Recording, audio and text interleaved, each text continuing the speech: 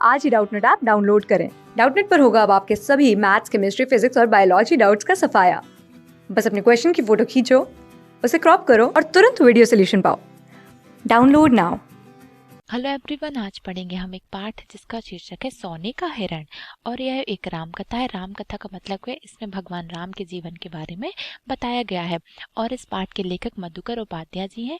और यह पाठ कक्षा 6 की पुस्तक बाल रामायण से लिया गया है। और यह पूरी पुस्तक मधुकर उपाध्याय जी के द्वारा लिखी हुई है।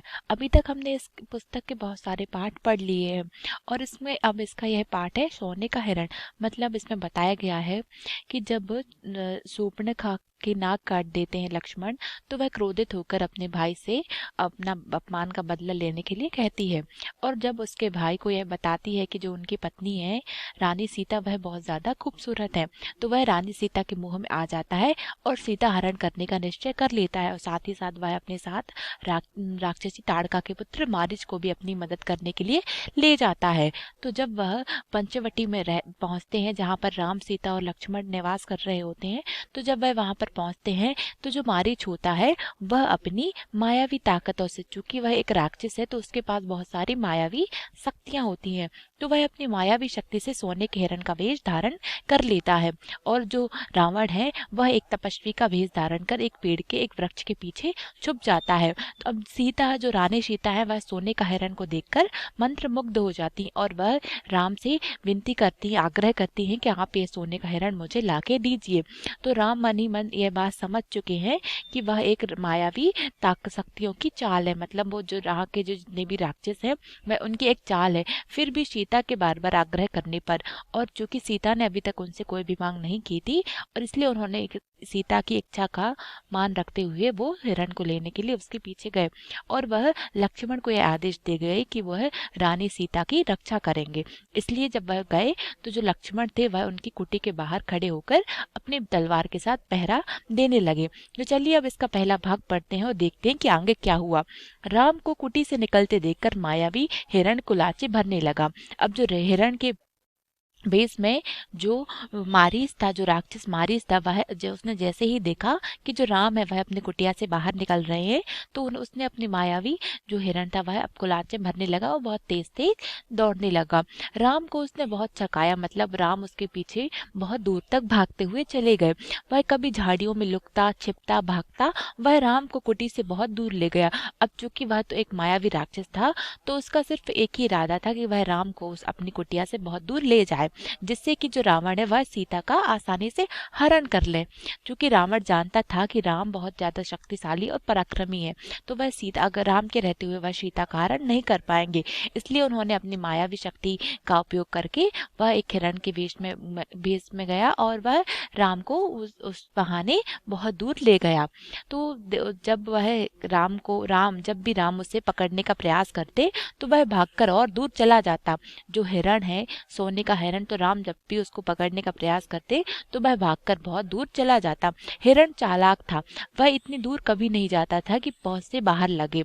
और जो हिरण था वह चूंकि मारीच हिरण के वेश में वो राक्षसी मारीच था, तो वह बहुत चालाक था और वह कभी इतनी दूर नहीं जाता कि वह पहुंच से बाहर लगे। राम के सारे प्रयास विफल हुए। मतलब राम ने जितने भी उसको हिरण को पकड़ने के जितने भी प्रयास किए वह सारे विफल हुए और वे हिरण को नहीं पकड़ पाए। उन्होंने उसे जीवित पकड़ने का विचार त्याग दिया। और जब राम ने बहुत सारी कोशिशें की, फिर भी जब वह उस हिरण को पकड़ नहीं पाए, तो उन्होंने उसे जीवित मतलब जिंदा पकड़ने का विचार त्याग दिया। और उन्होंने सोचा कि वह इस हिरण को मार देंगे और उसको फिर रानी सीता के पास ले जाएंगे। तो उन्होंने अपना धनुष उठाया और निशाना साधा और एक बाण उस पर छोड़ दिया। बाण लगते ही हिरण गिर गया। धरती पर गिरते ही मारीच और अपने असली रूप में आ गया। और जैसे ही राम ने हिरण को मारने का निश्चय किया और अपना धनुष उठाया और उस पर निशाना साधा और एक बाण उस पर छोड़ दिया, और जो बाण था वह सीधा मारीच को लगा और धरती पर गिरते ही मारीच अपने असली रूप में आ गया। मारीच ने माया से केवल अपना रूप नहीं बदला था, आवाज भी बदली थी। और जो मारीच था उसने अपनी मायावी शक्तियों का उपयोग कर केवल अपना रूप ही नहीं बदला था, उसने अपनी आवाज भी बदल ली थी और उसने अपनी आवाज राम जैसी बना ली थी। अब जो राक्षस मारीच था वह उसने हिरण का वेश धारण कर लिया था और उसने हिरण के वेश के साथ साथ उसने राम की भाषा का को भी अपनी भाषा बना लिया था। तो जैसे ही राम के बाण से घायल होकर वह धरती पर गिरा तो उसकी आवाज भी राम के जैसी होने लगी और धरती पर पड़े हुए वह जोर से चिल्लाया, हाँ सीते हाँ लक्ष्मण। ध्वनि ऐसी थी कि जैसे बाण राम को लगा हो। अब चूंकि वह तो मायावी शक्ति वाला था और वह बहुत चालाक था, इसीलिए उसने राम की भाषा को अपनाया और जब वह घायल होकर धरती पर गिरा तो उसने ऐसे चिल्लाया कि हाँ सीते हाँ लक्ष्मण। और ऐसी ध्वनि थी जैसे बाण स्वयं राम को ही लगा हो और वह सहायता के लिए पुकार रहे हों। बाण का प्रहार गहरा था। अब जो राम ने जो उस हिरण पर जो बाण मारा था उसका प्रहार उसका वार बहुत तेज था। मारीच उसे अधिक देर तक सहन नहीं कर पाया और वह छटपटा रहा। जल्दी उसके प्राण पखेरु हो गए। प्राण पखेरु होने का मतलब होता है जल्दी ही अब उसकी मृत्यु हो गई। जो राम ने उसे जो बाण मारा था तो उस बाण का जो वार था वह बहुत तेज था। तो मारीच नाम का राक्षस उसे अधिक देर तक अब सहन नहीं कर पाया और वह जमीन पर पड़ते हुए छटपटाता रहा और जल्दी ही उसके बाण के कारण उसकी मृत्यु हो गई। रावण एक विशाल वृक्ष के पीछे खड़ा था। अब रावण भी मायावी शक्तियों का उपयोग कर एक तपस्वी का वेश धारण कर लिया था और एक विशाल विशाल का मतलब होता है बड़ा, तो एक बड़े वृक्ष के पीछे खड़ा हो गया था और वह प्रसन्न था। उसकी चाल सफल हो गई थी। अब जो रावण था वह मन ही मन प्रसन्न हो रहा था क्योंकि उसकी जो चाल थी वह सफल हो रही थी। वह राम को उस कुटिया से बाहर दूर भेजना चाहता था और उसकी यह चाल सफल हो गई थी। तो मारीच ने अपनी भूमिका अच्छी तरह से निभाई और जो मारीच नाम का जो राक्षस था उसने हिरण का वेश धारण कर और राम की आवाज को धारण कर उसने अपनी भूमिका बहुत अच्छी तरह से निभाई थी। अब तक सब कुछ वैसा ही हुआ और जैसा उसने सोचा था और रावण मन ही मन सोचता है कि अब तक सब कुछ वैसा ही हुआ जैसा उसने योजना बनाई थी। उसे राक्षस अकंपन की बात याद आई। अब जो राक्षस अकंपन जो कि भागते हुए रावण के पास पहुंचा था तो उसे अब उसकी बात याद आई कि सीता का हरण हो तो राम के प्राण निकल जाएंगे, वह निशक्त हो जाएंगे। वह अगले चरण की तैयारी में जुट गया कि उसने अकंपन राक्षस ने राम को बताया था कि अगर आप सीता का हरण कर लेंगे तो राम के प्राण अपने आप ही निकल जाएंगे, वह निशक्त हो जाएंगे। निशक्त का मतलब होता है कि उनके पास किसी भी तरह की शक्तियां नहीं बचेंगी और सीता के वियोग में वह स्वयं ही मर जाएंगे। इसीलिए जो रावण था वह अपने अगले चरण की तैयारी में जुट गया। मारीच की पुकार राम ने सुनी, वह पास ही थे। उन्हें समझने में देर नहीं लगी कि पुकार की मंशा क्या है। अब जो राम थे वह बहुत ज्यादा बुद्धिमान और शक्तिशाली थे। तो उन्होंने जो मारीच की जो पुकार थी कि मारीच बिल्कुल राम के जैसी आवाज निकालकर सीता और लक्ष्मण को पुकार रहा है, तो वह आवाज राम ने भी सुनी। वह उनके पास थे और उन्हें यह समझने में देर नहीं लगी कि आखिर इस पुकार की मंशा, इस पुकार का उद्देश्य क्या है। मायावी मारीच की पूरी चाल उनके सामने खुल गई। हिरण जानबूझकर भागता रहा उन्हें कुटिया से दूर ले जाने के लिए। वह षड्यंत्र का अगला चरण विफल करना चाहते थे। उनकी चाल में तेजी आ गई ताकि जल्दी कुटिया पहुंच सके। अब जो राक्षस था मारीच उसकी आवाज को सुनकर जो भगवान राम थे वह उसकी पूरी उद्देश्य उसकी पूरी मनसा समझ गए और वह समझ गए कि हिरण इसीलिए जानबूझकर तेज भागता रहा क्योंकि वह उन्हें कुटिया से बहुत दूर ले जाना चाहता था और वह उस षड्यंत्र का, उस साजिश का जो अगला चरण था उसे विफल करना चाहते थे। मतलब अब रावण को वह अपनी मंशा में जीतना नहीं देना चाहते थे। इसीलिए अब उनकी चाल में तेजी आ गई और वह सोचने लगे कि वह जल्दी से जल्दी कुटिया पहुंचकर सीता की रक्षा करें। वह मायावी पुकार सीता और लक्ष्मण ने भी सुनी और जो मारीच नाम का जो राक्षस था तो उसकी जो मायावी पुकार थी, मतलब वह भगवान राम की आवाज की तरह बोल रहा था, तो उसकी जो पुकार थी, उसकी जो आवाज थी वह सीता और लक्ष्मण ने भी सुनी। लक्ष्मण उसका रहस्य तत्काल समझ गए और उस आवाज का रहस्य लक्ष्मण तत्काल समझ गए। वह तो वीर और पराक्रमी राजा थे, उनके पास बहुत सारी शक्तियां थी, इसलिए उन्हें जरा भी वक्त नहीं लगा और वह इन सारे षड्यंत्र को समझ गए। राम की तरह ही उन्होंने बाढ़ चढ़ाया और धनुष दृढ़ता से पकड़ लिया और जिस तरह से राम राक्षसों की इस मायावी चाल को समझ गए थे वैसे ही लक्ष्मण भी अब राक्षसों की इस चाल को समझ रहे थे और उन्हें समझ आ गया था कि जरूर ये राक्षसगण कोई षड्यंत्र रच रहे हैं। इसीलिए जो लक्ष्मण थे वह अब चौकन्ने हो गए और उन्होंने अपने बाण चढ़ाकर धनुष अब दृढ़ता से मतलब मजबूती से पकड़ लिया और चौकसी बढ़ा दी। मतलब अब उन्होंने अपने राक्षसों का जवाब देने के लिए अब वह चौकन्ने हो गए। वे राक्षसों की असली चाल का सामना करने के लिए तैयार थे। अब जो राम और लक्ष्मण थे वह जो राक्षस थे उनकी असली चाल का सामना करने के लिए अब तैयार थे। साथ ही उन्हें राम का आदेश उन्हें याद था, उनके लौटने तक सीता की रक्षा। लक्ष्मण की ओर से इसमें चूक की कोई संभावना नहीं थी और साथ ही साथ लक्ष्मण को राम जी के आदेश का याद था कि राम ने उन्हें आदेश दिया था कि जब तक वह ना लौटे तब तक वह सीता की रक्षा करेंगे। तो राम के आदेश उन्हें याद आया और उनके लौटने तक सीता की रक्षा करना उनका प्रथम कर्तव्य यह उन्होंने माना। और लक्ष्मण के द्वारा इस कार्य में कोई भी चूक की संभावना ही नहीं थी, क्योंकि लक्ष्मण बहुत ही पराक्रमी और शूरवीर राजा थे और वह अपने बड़े भाई की आज्ञा का पालन अपना परम कर्तव्य समझते थे। इसलिए उनका प्रण था कि जब तक भगवान राम नहीं आते वह इस कुटिया से नहीं जाएंगे और रानी सीता की रक्षा करेंगे। तो सीता वह आवाज सुनकर विचलित हो गई। विचलित होने का मतलब होता है परेशान होना। तो जैसे ही उस मारी नामक हिरण की आवाज को सुनकर सीता परेशान हो गई, क्योंकि सीता को लगा कि यह तो प्रभु श्री राम की आवाज है और वह इस आवाज को सुनकर विचलित हो गई। लेकिन राम और लक्ष्मण तो समझ गए थे कि यह राक्षसी मायावी राक्षसों की कोई षड्यंत्र है, उनकी कोई चाल है। लेकिन सीता यह नहीं समझ पाई और वह उस आवाज को सुनकर परेशान हो गई। उन्हें लगा कि सचमुच उनके पति राम, प्रभु श्री राम किसी बुरी मुसीबत में है। तो वह उस आवाज को सुनकर घबरा गई, दौड़कर कुटिया के द्वार पर आई। द्वार का मतलब होता है दरवाजा। तो सीता ने जैसे ही वह आवाज सुनी तो वह परेशान हो गई और बहुत ज्यादा घबरा गई, इसलिए वह दौड़कर कुटिया के दरवाजे पर आई। उन्होंने लक्ष्मण से कहा कि तुम जल्दी जाओ, जिस दिशा से आवाज आई है उसी ओर। तुम्हारे भाई किसी कठिन संकट में फंस गए हैं, उन्होंने सहायता के लिए पुकारा है। उनकी ऐसी कातर आवाज मैंने कभी नहीं सुनी। जाओ लक्ष्मण, जल्दी जाओ। और रानी सीता लक्ष्मण को आदेश देती हैं कि तुम जल्दी जाओ और जिस दिशा से मतलब जिस ओर से आवाज आ रही है तुम उसी दिशा में बढ़ते जाओ। तुम्हारे भाई राम किसी बड़े संकट, बड़ी मुसीबत में है और उन्होंने सहायता के लिए हमें पुकारा है। उनकी ऐसी कातर आवाज मतलब उनकी ऐसी दर्द भरी आवाज मैंने कभी नहीं सुनी। जाओ लक्ष्मण, जाओ। सीता लक्ष्मण से आग्रह करती है कि तुम्हारे भाई किसी मुसीबत में है, तुम जाओ और उनकी सहायता करो। तो लक्ष्मण ने सीता से कहा कि आप चिंता ना करें माते। अब चूंकि लक्ष्मण तो जानते थे यह तो कुछ राक्षसों का षड्यंत्र है, इसीलिए वह राम के लेके परेशान नहीं हुए और उन्होंने सीता से भी वैसा ही कहा कि आप चिंता ना करें माते। लक्ष्मण ने सीता को आश्वस्त करते हुए कहा, राम संकट में नहीं है, हो ही नहीं सकते, उनका कोई कुछ बिगाड़ नहीं सकता।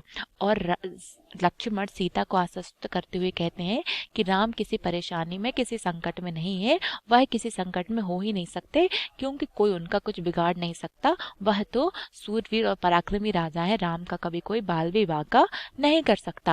और साथ ही साथ लक्ष्मण कहते हैं कि हमने जो आवाज सुनी है वह बनावटी है, मायावी राक्षसों की चाल है, मुझे कुटिया से दूर ले जाने के लिए। आप निश्चिंत रहें, भाई राम जल्दी ही आते होंगे। और लक्ष्मण कहते हैं सीता से कि हमने जो आवाज सुनी है वह राम की आवाज नहीं है, वह तो बनावटी आवाज है और यह मायावी राक्षसों की चाल है, उनका षड्यंत्र है। वह मुझे इस कुटिया से दूर ले जाना चाहते हैं, इसीलिए माते आप निश्चिंत रहें, हमारे भाई राम जल्दी ही यहाँ पर आ जाएंगे। ऐसा कहकर लक्ष्मण ने सीता को आश्वस्त किया। लेकिन जो रानी सीता थी उन्हें यह बात उचित नहीं लगी और सीता अब क्रोध से उबल पड़ी और उन्हें लक्ष्मण पर बहुत अधिक क्रोध आने लगा। लक्ष्मण का इस घड़ी में इतना शांत होना उन्हें समझ में नहीं आया और उन्होंने देखा कि जब उनके भाई इतने बार बार पुकार रहे हैं, घायल अवस्था में है और सहायता के लिए पुकार रहे हैं, फिर भी लक्ष्मण इतने शांत खड़े हुए हैं। तो सीता को यह बात समझ में नहीं आई कि उन्हें नहीं पता था कि लक्ष्मण और राम समझ चुके हैं कि यह राक्षसों की साजिश है, उनका षड्यंत्र है, वह राम और लक्ष्मण को कुटिया से दूर ले जाना चाहते हैं। लेकिन जो रानी सीता थी उन्हें यह बात समझ में नहीं आई और वह लक्ष्मण पर क्रोध करने लगी और वह सोचने लगी कि लक्ष्मण का इस घड़ी में मतलब इतनी मुसीबत वाली घड़ी में शांत होना उन्हें समझ में नहीं आया। आया कि राम की आवाज़ सुनकर भी वे यहीं खड़े हैं। और रानी सीता सोच रही थी मन ही मन कि राम की इतनी कातर भर आवाज़ सुनकर भी लक्ष्मण यहीं खड़े हैं, वह उनकी सहायता के लिए क्यों नहीं गए। सीता को इसके पीछे षड्यंत्र दिखाई दिया, और जो रानी सीता है उनको इसके पीछे षड्यंत्र, एक साजिश दिखाई दी, और उनको लगा कि लक्ष्मण की यह कोई चाल है। और रानी सीता के मन में एक गलत फहमी घर कर गई, और उनको लग रहा था कि ये राम की जो लक्ष्मण है वह अपने भाई की रक्षा के लिए नहीं जा रहे हैं, जरूर इसके पीछे कोई बात है, और जरूर इसके पीछे लक्ष्मण का कोई षड्यंत्र है, उनकी कोई चाल है। और उन्हें लगा कि लक्ष्मण राम का भला नहीं चाहते, उनके हितैषी नहीं है। और रानी सीता मन ही मन सोचने लगी कि जो लक्ष्मण है वो अपने भाई राम का भला नहीं चाहते, और उनके हितैषी मतलब उनके हित करने वाले नहीं है। वह चाहते हैं, लक्ष्मण चाहते हैं कि राम ना रहे, मारे जाएं, ताकि राजपाट उन दोनों का हो जाए, उनके रास्ते का कांटा निकल जाए। और सीता मन ही मन में गलतफहमी उन्हें हो जाती है, और वह सोचते हैं कि लक्ष्मण चाहते हैं कि राम ना रहे, राम मारे जाएं, ताकि जो राज्य है, अयोध्या का जो राज सिंहासन है वह भरत और लक्ष्मण का हो जाए, और राम जो कि उनके रास्ते का कांटा है वह निकल जाए और वह मर जाए। तो जो रानी सीता है उनके मन में एक गलतफहमी हो जाती है, जबकि ऐसा नहीं होता है, बल्कि जो लक्ष्मण है वह तो अपने बड़े भाई की आज्ञा का पालन कर रहे हैं। उनके बड़े भाई की आज्ञा थी कि जब तक वह ना आए तब तक वह यही कुटिया में रहकर सीता की रक्षा करे। लेकिन जब उस मायावी मारीच की आवाज़ सुनकर सीता को लगा कि वह तो राम पुकार रहे हैं और सहायता के लिए कह रहे हैं, फिर भी उनका भाई लक्ष्मण नहीं जा रहा है, तो सीता को लगा कि शायद इसमें लक्ष्मण की कोई चाल है, और लक्ष्मण नहीं चाहते कि राम जीवित रहे, और वो चाहते हैं कि राम जल्दी से जल्द मर जाए, जिससे अयोध्या का जो राज सिंहासन है वह भरत और लक्ष्मण को मिल जाए। ऐसा सीता माता के मन में इस तरह की गलतफहमी हो जाती है। तो सीता मैया है जो, वह लक्ष्मण को डांटते हुए कहते हैं कि तुम्हारा मन पवित्र नहीं है, कलुषित है, पाप है उसमें। मैं समझ सकती हूँ कि तुम अपने भाई की सहायता के लिए क्यों नहीं जा रहे। और जो माता सीता है वह लक्ष्मण पर आरोप प्रत्यारोप करते हुए कहती हैं कि तुम्हारा मन पवित्र नहीं है, इसमें द्वेष भावना और ईर्ष्या की भावना है, तुम्हारे मन में पाप है, और मैं समझ सकती हूँ कि तुम अपने बड़े भाई की सहायता के लिए क्यों नहीं जा रहे। सीता ने यहाँ तक कह दिया कि वे भरत की गुप्तचर तो नहीं है। अब जो रानी सीता थी वह अपने पति के वियोग में बहुत ज्यादा परेशान थी, और उन्हें लग रहा था कि उनके पति बहुत बड़ी मुसीबत में और सहायता की पुकार कर रहे हैं। इसीलिए वह लक्ष्मण को बहुत भला बुरा सुना देती हैं, और साथ ही साथ उनसे यह कहती हैं कि कहीं तुम भरत के गुप्तचर तो नहीं हो, और कहीं तुम्हारी मंशा यह तो नहीं है कि तुम राम को मारकर अयोध्या पर अकेले ही राज करोगे। तो सीता की बातों से लक्ष्मण को गहरा आघात पहुंचा। अब जो रानी सीता जो लक्ष्मण को भला बुरा सुना रही है, तो उनकी बातों को सुनकर लक्ष्मण को बहुत दुख हुआ, उन्हें गहरा आघात पहुंचा, उनका हृदय छलनी हो गया। उन्होंने कभी नहीं सोचा था कि उनकी माता सीता उनसे इस तरह की बातें कहेंगी। लेकिन रानी सीता तो अपने पति राम के वियोग में दुखी थी, और इसलिए वह कुछ भी कह रही थी। लेकिन जो लक्ष्मण है उन्हें सीता की बातों से बहुत ज्यादा दुख हुआ, और उनका हृदय छलनी हो गया। पर उन्होंने पलटकर उत्तर नहीं दिया, लेकिन उन्होंने अपने कर्तव्य का पालन किया, और अपनी माता समान भाभी को पलटकर जवाब नहीं दिया, संयम बनाए रखा, सिर झुकाए सब चुपचाप सुनते रहे। वे सीता की पीड़ा समझ रहे थे। पीड़ा का मतलब होता है दुख, उनका कष्ट, तकलीफ। तो जो लक्ष्मण है वह सीता की भली बुरी बातों को भी चुपचाप सुन रहे थे, क्योंकि वह रानी सीता की तकलीफ, उनके कष्ट को समझ रहे थे, और वह जान रहे थे भले ही सीता उनसे इतना कुछ कह रही है, लेकिन वो समझ रहे थे कि सीता अभी दुखी है, अपने भगवान राम की चिंता कर रही है, इसीलिए वह इतना कुछ कह रही है। लेकिन उनकी बातों से लक्ष्मण बहुत ज्यादा दुखी हुए थे। वह केवल इतना ही बोले कि हे देवी, यह राक्षसों का छल है। खरदूषण के मारे जाने के बाद वे बौखला गए हैं। और जो लक्ष्मण है वह रानी सीता को समझाते हुए कहते हैं कि हे देवी, यह मायावी राक्षसों का छल है, और जो राक्षस खर और दूषण युद्ध के दौरान मारे गए हैं, इसके बाद वह बौखला गए हैं, और वह हमसे किसी तरह वह हमसे बदला लेना चाहते हैं। आप उनकी चाल में ना आए, वे कुछ भी कर सकते हैं, मुझ पर विश्वास करें, राम को कुछ नहीं होगा। और जो लक्ष्मण है वह रानी सीता से कहते हैं कि आप नहीं समझ रही हैं कि यह राक्षसों का षड्यंत्र उनकी चाल है, और जब से खर और दूषण की मृत्यु हुई है तब से राक्षसगण बदला लेना चाहते हैं, और आप उनकी बातों में, उनकी चाल में ना आए। वे राक्षस हैं, वे कुछ भी कर सकते हैं। वे अपनी मायावी शक्तियों का प्रयोग कर कोई भी वेश धारण कर सकते हैं और किसी की भी आवाज में पुकार सकते हैं। और साथ ही साथ लक्ष्मण सीता को समझाते हैं कि यह जो आवाज आ रही है वह बड़े भैया राम की नहीं है, बल्कि यह तो किसी मायावी राक्षस की है। और वह कहते हैं कि आप मुझ पर विश्वास करें, राम को कुछ भी नहीं होगा। अब सीता का क्रोध और अधिक बढ़ गया। क्रोध में आंखों से आंसू बहने लगे।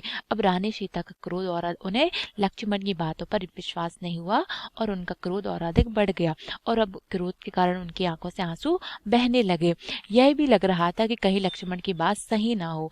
यह डर था कि राम से बिछो ना हो, और कहीं मन में उनको यह भी लग रहा था कि कहीं लक्ष्मण की बात सही तो नहीं है, और उन्हें इस बात का डर था कि कहीं उनके प्रभु श्री राम उनसे अलग तो नहीं हो जाएंगे। इस तरह से जो रानी सीता थी वह अंदर ही अंदर दुखी होकर रोने लगी। उन्होंने कहा कि राम से बिछड़कर मैं नहीं रह सकती, मैं जान दे दूंगी। हे लक्ष्मण, तुम उन्हें लेकर आओ। अब रानी सीता लक्ष्मण से कहती हैं कि मैं राम से बिछड़कर मैं नहीं रह सकती, मैं अपनी जान दे दूंगी, अर्थात मैं मृत्यु लोक में चली जाऊंगी। तो हे लक्ष्मण, तुम उन्हें वापस लेकर आओ। लक्ष्मण राम के लिए राम की आज्ञा का उल्लंघन कर रहे थे। उन्होंने सीता को प्रणाम किया और राम की खोज में निकल पड़े। और जो लक्ष्मण थे उन्होंने कभी भी अपने भाई के आदेश का उल्लंघन नहीं किया था, लेकिन चूंकि रानी सीता उनसे बार बार आग्रह कर रही थी और विनती कर रही थी कि वो राम को सही सलामत लेकर आए, इसलिए उन्होंने राम के लिए ही राम की आज्ञा का उल्लंघन किया और उन्होंने सीता को प्रणाम किया और वे राम की खोज में निकल पड़े। तो हमने इस वीडियो में देखा है कि किस तरह से जो मायावी रावण होता है और जो मायावी मारीच होता है वह भेष बदल लेते हैं और राम और लक्ष्मण के साथ छल करते हैं, लेकिन राम और लक्ष्मण उनके छल को, उनके षड्यंत्र को समझ जाते हैं। लेकिन जो रानी सीता है वह उनके षड्यंत्र को समझ नहीं पाती और लक्ष्मण को भला बुरा कह देती हैं, और अंत में लक्ष्मण से विनती करती हैं कि आपके बड़े भाई राम किसी मुसीबत में है, वह सहायता के लिए पुकार रहे हैं, आप जाके उनकी सहायता करें। और अंत में लक्ष्मण को हार कर रानी सीता की आज्ञा का पालन करना पड़ता है और उन्हें राम के लिए ही राम की आज्ञा का उल्लंघन करना पड़ता है, और वह अंत में वह राम की खोज के लिए निकल पड़ते हैं। हमारा यह भाग यहीं पर समाप्त होता है। इसका अगला भाग हम अपने अगले वीडियो में देखेंगे। धन्यवाद। क्लास 6 से 12 से लेके नीट, IIT, JEE मेंस और एडवांस के लेवल तक 10 मिलियन से ज़्यादा स्टूडेंट्स का भरोसा। आज ही डाउनलोड करें डाउटनेट ऐप या व्हाट्सएप कीजिए अपने डाउट्स 8400 400 400 पर।